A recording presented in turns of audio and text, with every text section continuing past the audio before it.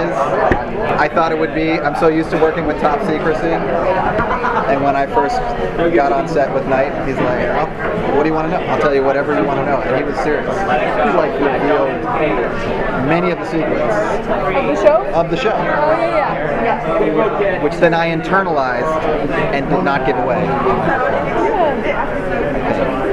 Yeah, no, you didn't. Why were you guys excited to do this podcast? I was really excited because for a bunch of reasons. One, it was an event series, so it wasn't like a 6 or 7 year contract.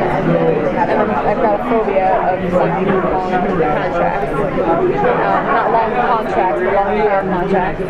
And then two, the cast is incredible. I mean, like the best actors I've ever worked with, all in one space, ever. And I learned so much, super inspired every day, and scared, and it was just, the whole experience was amazing.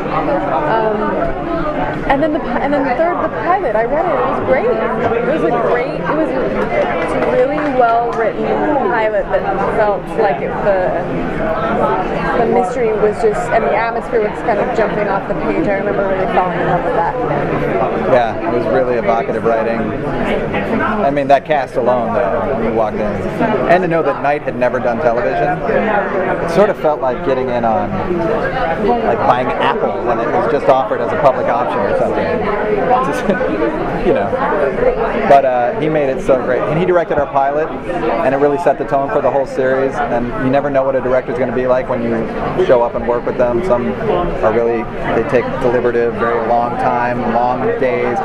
Knight was one of the most organized, shot for shot. He had everything mapped out, and it made it so easy for us as actors because he let us play, but he also guided us with such a deft hand, you know, and it just made you feel like you could take chances and he would keep you on the path.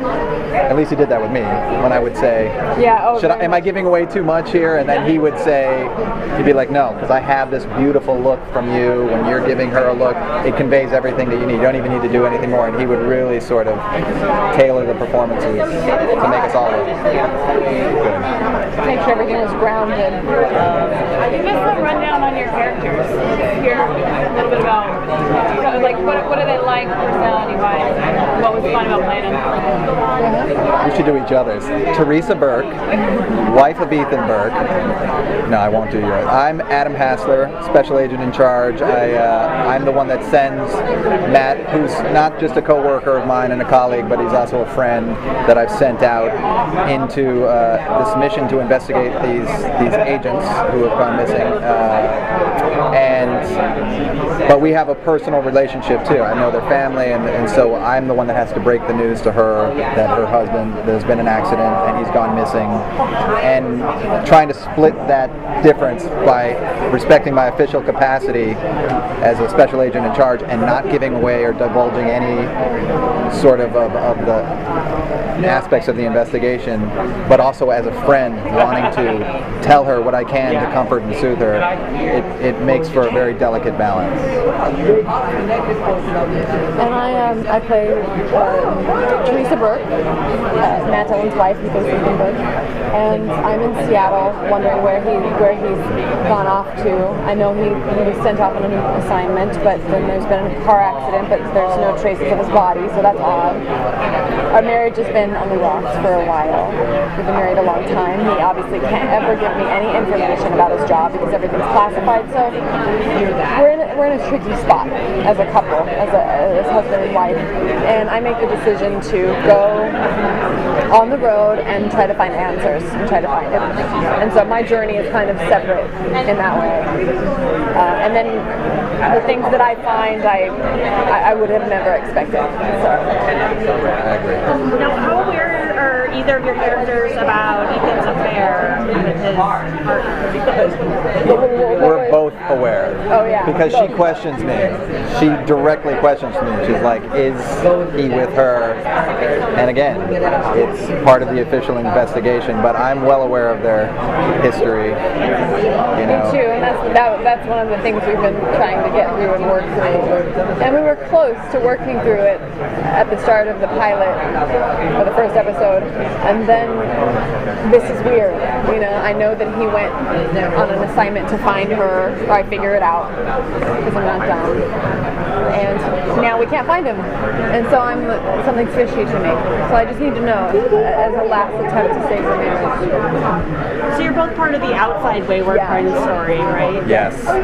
It was almost like filming, not to compare it to Lost, but I always thought I feel like I'm Desmond in Lost, where, you know, he was in the bunker and shooting almost a different television show because we're on the outside, and eventually all the worlds collide, but you just have to, you know, it's sort of, I would come in, exactly, get through it. But the nice thing is, you don't have all the information even when you think you do, you know, and sort of everybody's level of knowledge is a surprise, you know.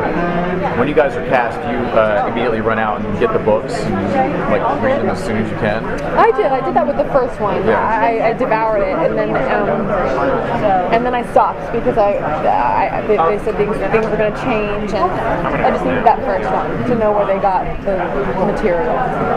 I purposefully did not read it because I thought about it. What if I was on Game of Thrones, and I'm a huge Game of Thrones fan, would you want to know that you're going to be in the Red Wedding, or would you rather just show up to work one day and, oh my God, I'm being assassinated? So I sort of wanted to leave the element of surprise, trusting these guys, and it was constantly evolving anyway, so I think even whatever you might have learned from the books, there's enough surprises and turns that, you know, it'll be a revelation to anybody, even somebody who's a big fan of the book. There'll be new, fresh surprises for all. How would you characterize this show? Like, what genre is it? Ooh, that's a good one. Give us some descriptive words. Yeah, I'd say murder, mystery, thriller. I would call it, yes, it's a supernatural thriller.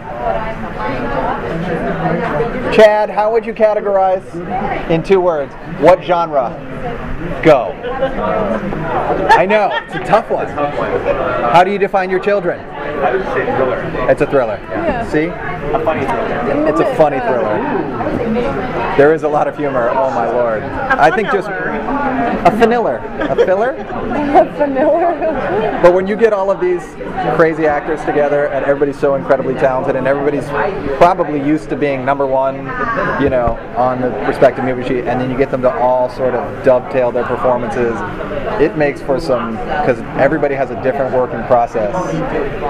And to me, I just love to show up to just see what is Toby Jones going to do? And it's like, what is Melissa Leo going to say to me? Right.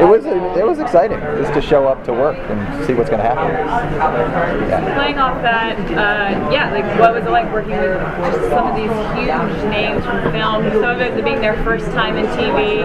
Were you able to show them the ropes a little bit, or? Well, you have experience in television, right? Yeah, I did a good amount of like 3 or 4 guest starring roles, but never this. This was a longer commitment. Well, yeah, I'm used to series television and film, so I didn't know how it was going to go in terms of, but they actually gave us the sort of time and space to really be deliberate with the shooting, and it was like a film. So unlike certain procedural television where it's like get the day, it was more important to get the performance and to get so it really was the best of both worlds, I have to say. Thank you guys.